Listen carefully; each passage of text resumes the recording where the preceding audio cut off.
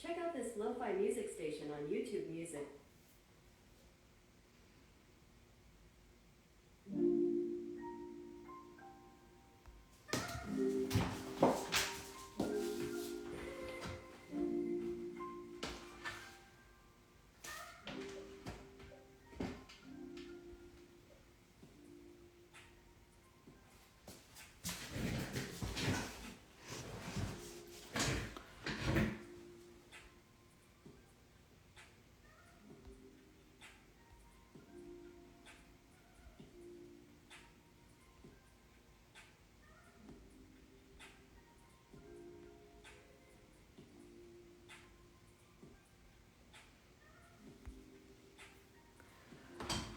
Okay, so I'm still getting settled, but feel free to join in, get settled, get a snack, get something to drink.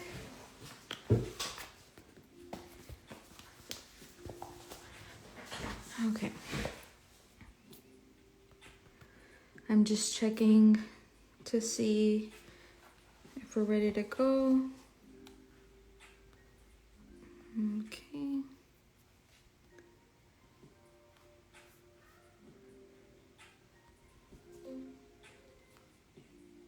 Awesome.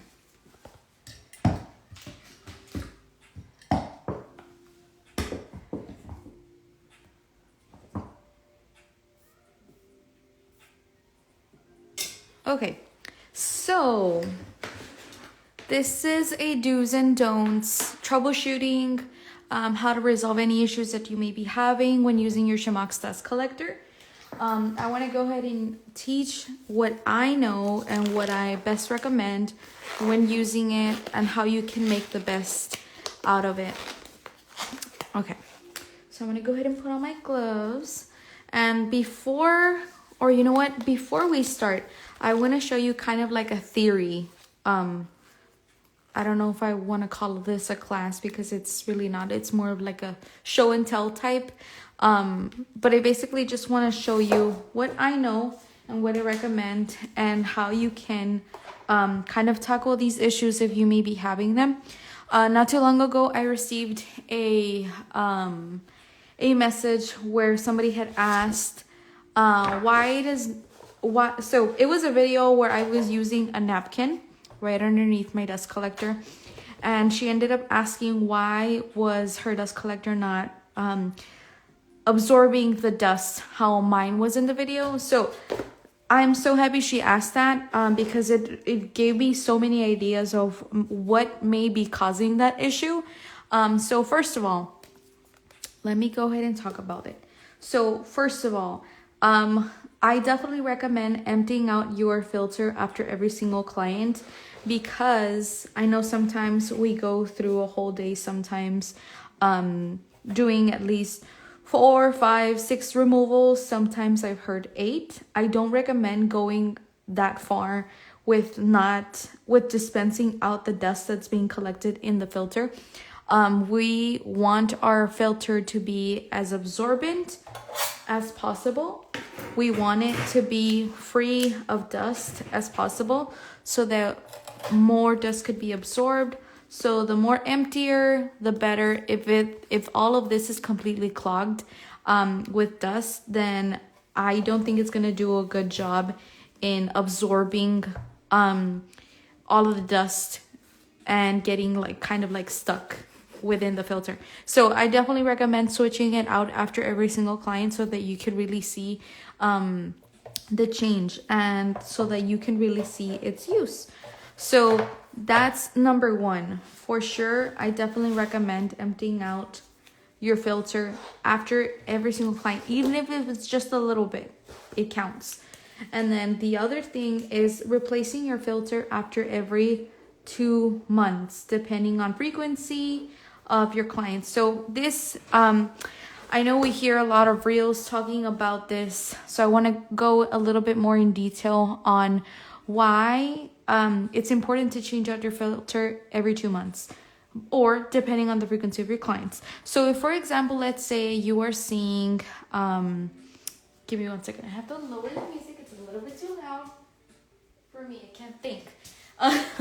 Okay, awesome. So if, for example, let's say you don't see that many clients in a week. Let's say in a week you're used to seeing maybe 10 clients.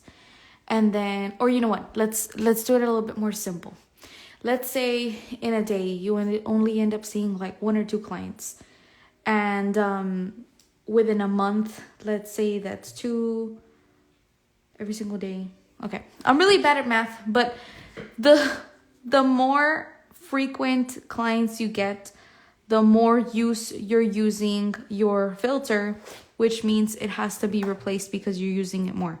If that makes sense, a little bit more easier. But if you don't see that many clients, if you are not using your dust collector as often, which means that your filter is still intact, it's still good, it's still new, it hasn't been that used, it can go for a while, but you still have to keep changing, you still have to keep emptying out the dust that you've been collecting in your filter so that you can prolong its use. I hope that makes sense. And then another thing, higher speed equals higher suction. So if we want let me explain a little bit more of the technology side of the SheMax unit. So this unit specifically is designed and made with a airable kind of like technology. I don't know how to say that word. Its technique is so that it creates sort of like a little tornado. I'm just going to try to explain it that way. What it does is that these little spins or spindles, they spin like this. So it creates kind of like a whirlpool and it creates a little tornado. So when these are on, they're spinning quickly like this and it's sucking all of the dust, which then stays inside here. So we might not see what's going on here, but I want to go ahead and show you super quick what it's like. I'm going to go ahead and turn this on. Okay. Do you see how they're whirling? There's that tornado effect. So it does go by pretty high. That was probably like at the midway. It goes really high. So I would say the higher you go, the more suction it'll create for your filter. So that's number one. If you have your setting at a very low speed, I think from what I've tried, you might not end up picking up as much dust as you'd want. So don't be afraid of setting your speed really high. I'm just going to show you super quick how this is all the way up high. And I'm still moving it. I'm still twisting. That's all the highest it goes. So you don't necessarily have to keep it this high. You can keep it kind of like midway. So it keeps going down. I always keep it kind of like in the middle, not super low, not super high. Keep it in this level. And it still sucks a lot of the dust. So you don't even have to keep it at super high speeds. Honestly, towards the middle is a perfect level for me specifically. And all of that has to do with distance as well. That's another thing that we're going to talk about when we go into hand placement. So another thing. So we already covered high speed equals higher suction. Okay, hand placement and position. So let me go to show you in another little paper. Okay, so for example, I'm not very good with my drawings, but let's just pretend this is our SheMax dust collector, okay? So SheMax. Okay, so let's pretend, okay, let's say our client's hand is right here. And they have their little fingers right there. Okay, so the main point where we want to have, or the area where we want to focus on having our client's hand is in the middle. We don't want it here because if you're here, then it's not really going to suction much.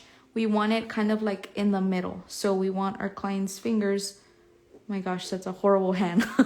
We want our client's fingers to be in the middle. Also, another problem that I have noticed with myself, mistakes that I've done before, is when we have, you know how sometimes we get those clients that want their hand to be like all the way.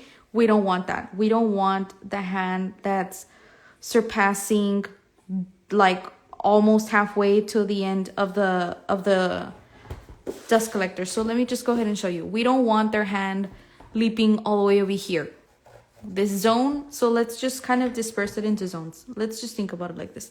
This is zone 1, middle is zone 2, top is zone 1, zone 2, zone 3.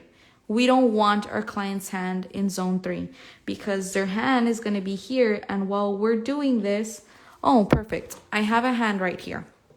This is awesome. Okay. We do not want our client's hand right here. The dust that is being collected needs to be in the middle. So if we have our dust collector here and their hand is all the way over here, what are we doing? We're removing, and all of that dust is falling here on our table or here at the end of the grill.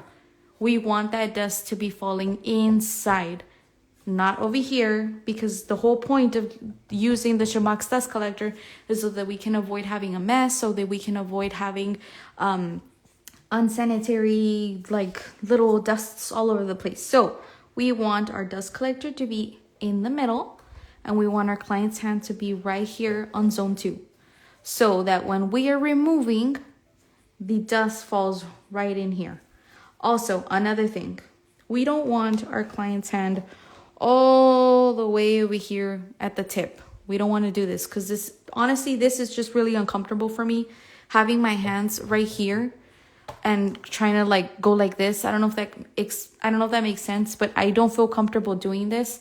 I need to have my hands placed in the middle, have my client scoot over. So when they sit down, please advise them and let them know, can you scoot the most that you can forward, so that we may be able to have access to their whole hand, their arm.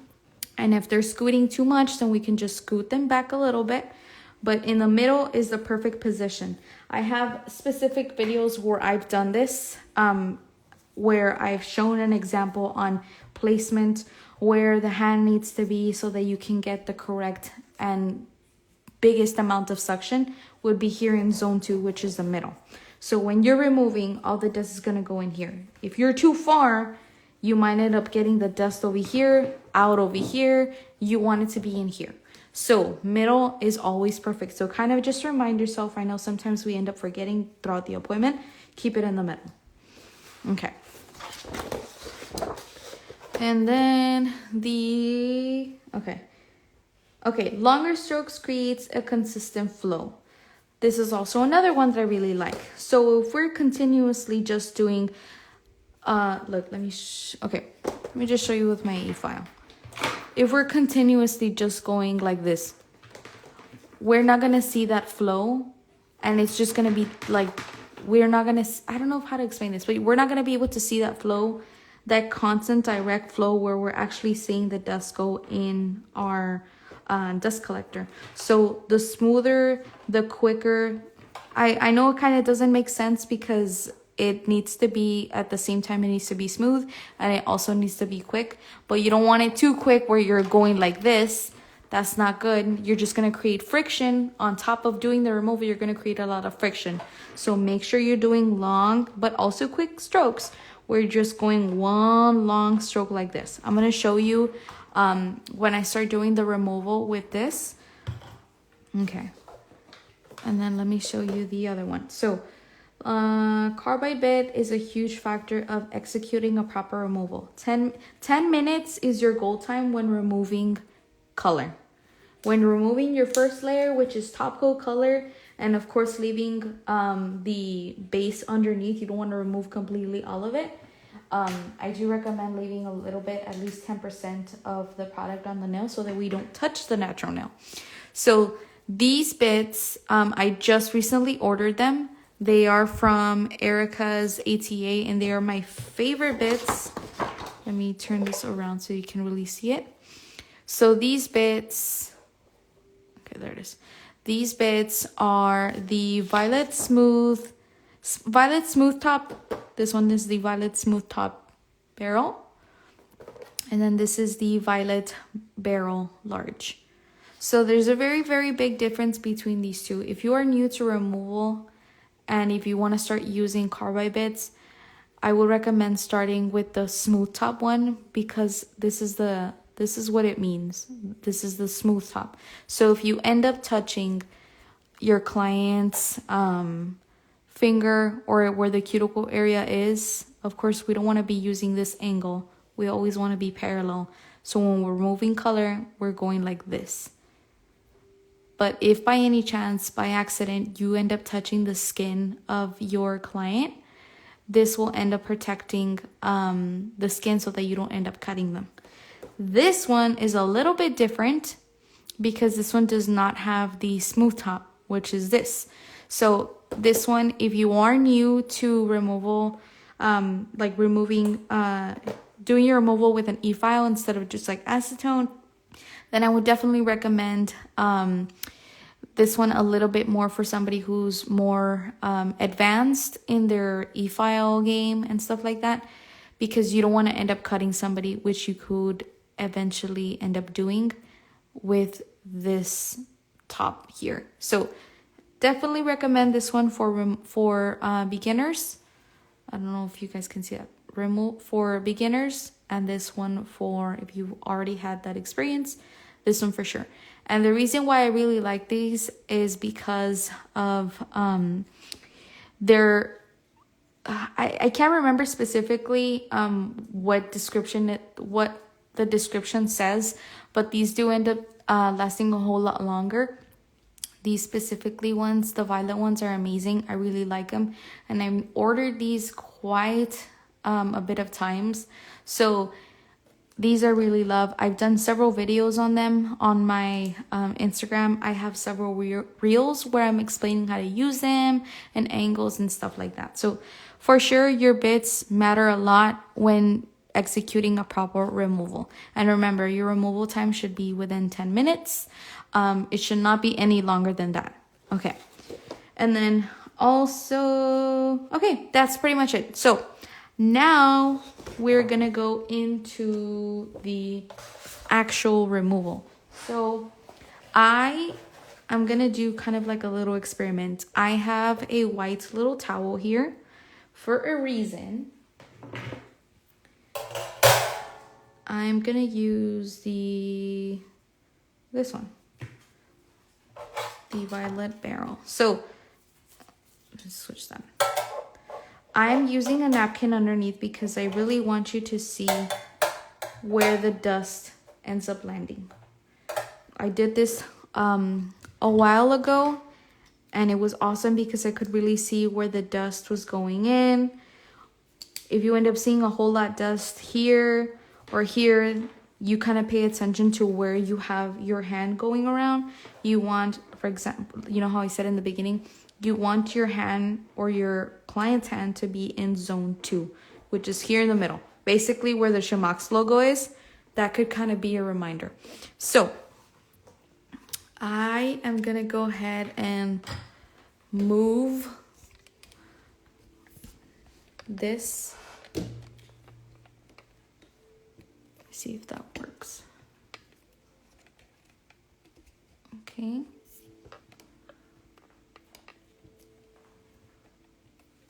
Hold on, guys. I'm having trouble with my... Okay. Okay, so I'm gonna go ahead and see what's going on over there. But, okay, I think we're ready. So, let me put on my glove. Remember, placement is very important in how we move our client's finger. Has a lot to do with how we're going to be able to execute a proper removal. So when we start doing our removal, I'm going to show you how to do your removal first with one finger. So I'm gonna go ahead and turn on my e-file. I like running my speed between 20 to 25,000 RPMs because it does end up feeling a whole lot more smoother when I'm doing my removal. And with Carbide, speed is a need. I don't know if it's ever happened to you before, but if it ever gets stuck, where you're just like stuck on one area, you're creating friction. So you need to kind of like think about time. That's why I said 10 minutes is your goal time when doing a removal. So I'm gonna leave it at that. I don't know if you can see. Okay. Okay, so first pass, I like going to the left side. So like this. Right now it's removing the first coat of the top coat.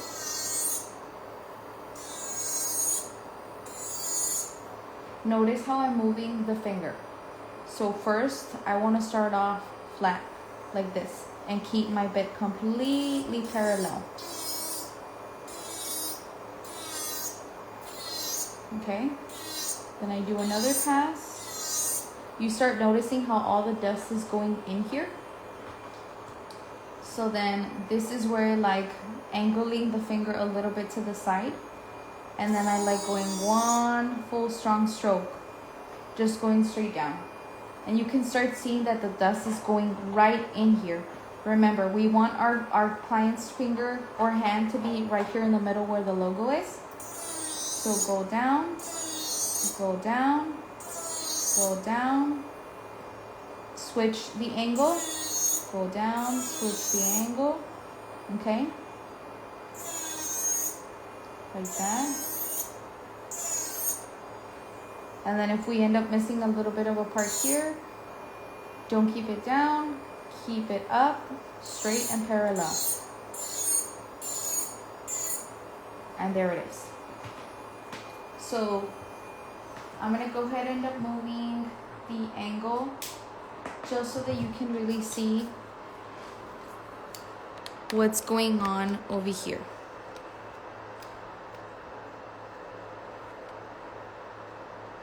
Okay, so, oops. Okay, so you see how the majority of the dust ended up falling right here in the middle? That's because of the placement of the finger where it's at. Most of the dust is right here. This is exactly where we want it to be. There's not much dust over here. There's not much dust over here. It's mainly here. So we're gonna go ahead and continue. I'm gonna see if I can zoom in just a little bit more. Go back with our e-file.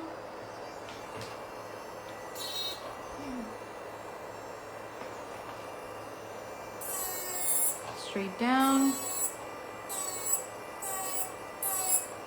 Okay, and then here we want to keep our bit completely parallel and start doing kind of like a rainbow effect. You're basically going to do a tracing effect. And then here, when it comes to the lateral sides, we want to end up holding, what you want to do is just end up holding your client's finger and twist it a little bit. And then obviously, because this is a practice hand, you want to pull down the skin that's on the lateral fold. Okay. You want to end up pulling down the skin. So let's pretend and simulate that we're pulling down the skin. So we want to go from here. So basically diagonally, like this. You see? And then again, we want to, if you want, this also helps me. I end up twisting my client's finger completely like this. And it helps me out a lot. Remember, we want to be completely parallel.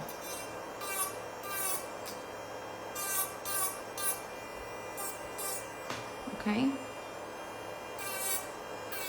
And then once again, I like going to the side, to make sure that that base is completely leveled. Did you see how all the dust landed in here? That's exactly what we want. So I'm gonna go ahead and show you another little finger. You know what, let me just show you on the thumb. Okay, so fix my hand. Okay. Look at where the dust is gonna go into. And also distance. You don't want your client's finger all the way over here. You want a little bit, maybe like three inches away from the dust collector to the finger in the air. So you see how the dust is going in? Smooth strokes. Smooth and quick strokes.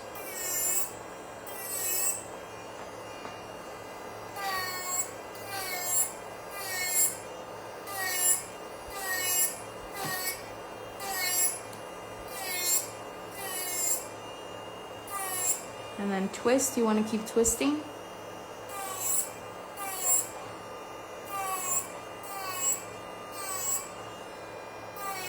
And then to the side.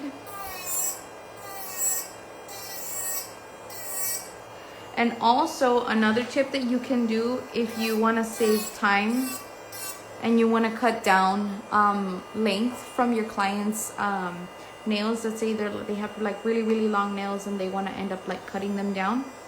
Keep your bit kind of like in this angle. I don't know how to explain this. Kind of like a little bit parallel, and then start from the corner, go to the side like that.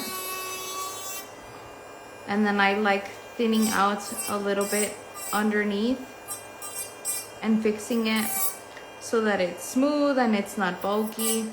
And at the same time, the product that was on the free edge, you end up thinning it down a little bit so you don't have to spend too much time filing. Okay, so remember, again, you want to be parallel.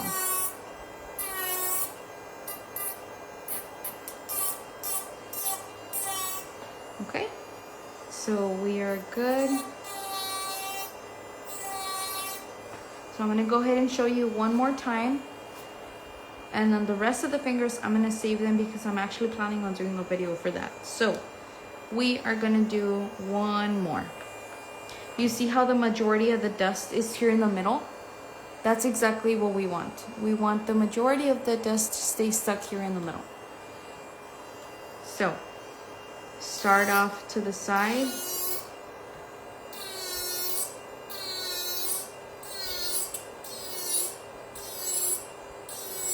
Okay, and then go down.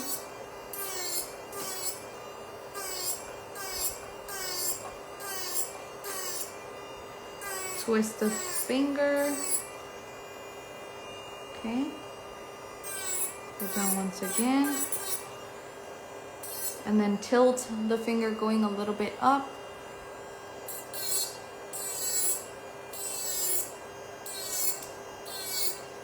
Keep going up, but parallel.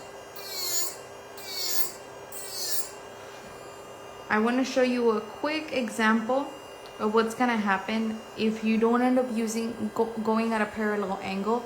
If you end up going, for example, let's say, so you can see it from the side. If you end up doing this, look at what you're doing. If you're doing your removal, I even feel bad doing this, but when you end up doing your removal at this angle, you're creating ridges, which then that's what happens when people have rings of fire. So when you have this little rainbow going on, I don't know if you can see it, and then you see it from the side, you see that ridge that's there. This is why we need to be at a parallel angle at all times when doing our removal. We don't want to end up damaging our client's nails. So again, one more time, keep it parallel.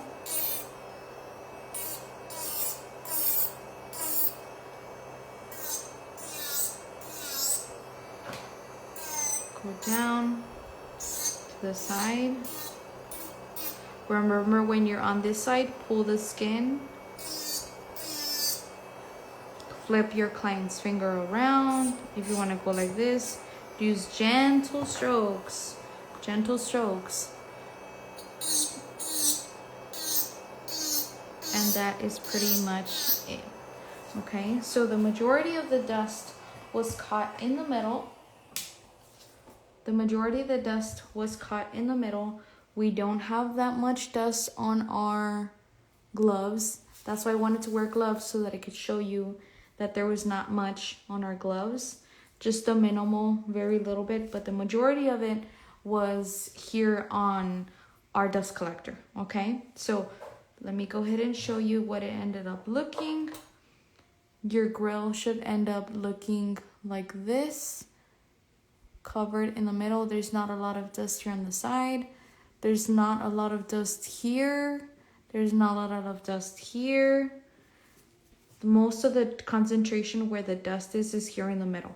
This is why hand placement is very, very important.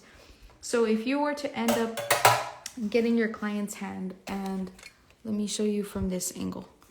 If you were to end up getting your client's hand and they have their hand all the way over here, and you're doing the removal, where is the dust going to be? It's going to be either on your apron, on your clothes, at the end of your table, but not inside. And the whole purpose of using the SheMax dust collector is so that we can absorb as much dust as possible to avoid getting sick, to avoid creating a mess, and everything like that. So this is the whole point of the do's and don'ts SheMax unit. I hope this helped everybody, and this will stay recorded, so if you have any questions and if you want to go back, you can go ahead and go watch it again. Thank you so much for joining.